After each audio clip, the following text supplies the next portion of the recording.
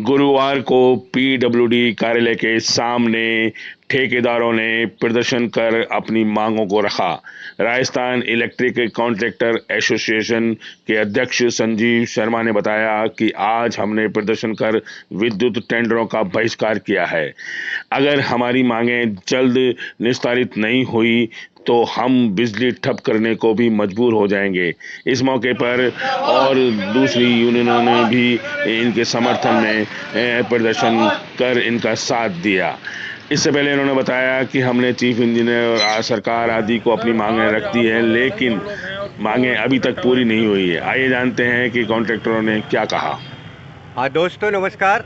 जैसा कि आपको मेरे पूर्व साथी श्री रघुनंदन जी ने बताया अपनी विभिन्न मांगों के बारे में, कुछ तथाकथित स्वार्थी गद्दार जो प्रशासन के चापलूस हैं, उन्होंने प्रशासन के साथ मिलकर एक तथाकथित समझौता किया है।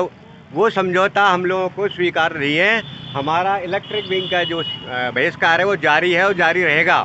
अगर प्रशासन ने हमारी बात शीघ्र नहीं मानी तो एसएमएस को छोड़कर हम पूरे राजस्थान की बिजली को ठप करने की ऐलान घोषणा कर सकते हैं।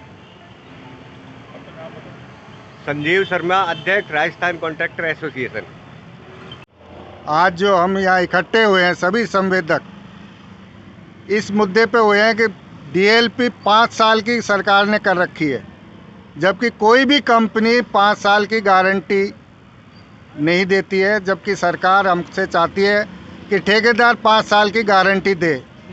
कोई भी ऐसा बिजली का सामान ऐसा नहीं है जो एक भी कंपनी 5 साल की गारंटी देती हो।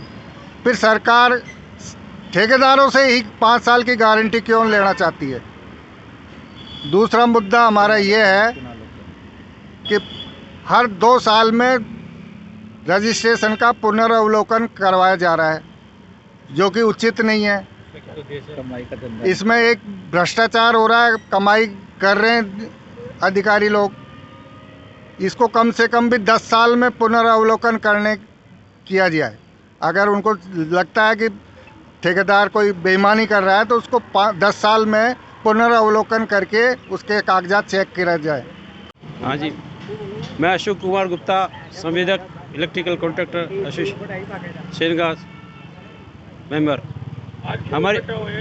हमारी कई मांगे हैं जिसमें कई चीज़ें जो है ना, डिपार्टमेंट एक के बाद में एक अपनी शर्तें थोपता जा रहा है।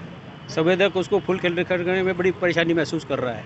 जैसे कि इन्होंने पेमेंट के लिए एक GWMS का सॉफ्टवेयर बढ़ाया है, वो इनका काम करता नहीं है, लोगों का पेमेंट होता नहीं है, संवेदक सारे परेशान हैं। दूसरा ये जो इन्होंने जो किया है कि सबकी टेस्टिंग कराई जाए, 300 मीटर से ज़्यादा उसकी टेस्टिंग कराई जाए। जो एनेक्जर ए लगाया है उसको एनेक्जर ए नहीं लगा करके उसके लिए मेक दे दिया जाए, मेक का स्पेसिफिकेशन डिसाइड किया जाए, जिससे संवेदक आ रहा है खरीद करके ला सके। अभी यहाँ की है कि एक क्वालिटी कंट्रोल की बात करते हैं, लोकल कंपनियाँ माल बनाती है और वो NABL कहीं से करा लाती है, बेचती है, इससे कोई क्वालिटी कंट्रोल नहीं हो रहा। मैं Ram Singh Shekhawat, president works contractor association. Electrical contractor association को उनकी समस्याओं के लिए, जो उनकी समस्याएं, उनके लिए समर्थन करता हूं, उनके साथ हूं हर हाल में। जब तक वो आंदोलन करेंगे मैं साथ रहूंगा। अभी पीडब्ल्यूडी में पिछले 2 महीने से आंदोलन चल रहा था, जिसकी मुख्य 5 मांगे थी। पहला, डिफेक्ट लायबिलिटी पीरियड, जिसको 5 से 3 करने के लिए कहा गया था, जो कि माननीय मुख्यमंत्री द्वारा 2012 में भी 3 साल किया गया था। लेकिन 2019 में कुछ चापलूस ठेकेदारों ने मिलकर सचिन पायलट को खुश करने के चक्कर में भ्रष्ट अधिकारियों के कहने पर अपनी सहमति जाहिर की और वो फिर से लागू हो गया। अभी ना तो GST का डिफरेंस अमाउंट मिल रहा है, जो कि सरकार की जिम्मेदारी बनती है कि 6%, जब नियम नया लागू हो गया तो सरकार को अलग से भुगतान करना चाहिए। तीसरा, एक लाइसेंस रिन्यूअल के नाम पर दुकान खोली गई है, जिसमें सरकार को किसी प्रकार का कोई वित्तीय लाभ नहीं है, लेकिन अधिकारी 20 से 25 हज़ार रुपये लेकर उसको रिन्यूअल करते हैं। सबके संज्ञान में ये है, पर इसके खिलाफ कोई कार्रवाई नहीं करता। जो बोलेगा उसके खिलाफ कार्रवाई करी जाएगी। हाल ही में कल 1-2 महीने से चल रहे आंदोलन का समापन का ढिंढोरा पीटा गया है, चाहे वो विभागीय स्तर पर या ठेकेदारों के स्तर पर या नेताओं के द्वारा, लेकिन उसमें से एक भी मांग पूरी नहीं हुई। तो मैं पूछना चाहता हूं उन नेताओं से कि जब कोई मांग ही पूरी नहीं हुई तो आपने क्यों तो आंदोलन करा था और क्यों उसको समाप्त कर दिया? क्या आप पर कोई दबाव था या आप सिर्फ अपने कामों के लिए दलाली का काम करते हैं? धन्यवाद।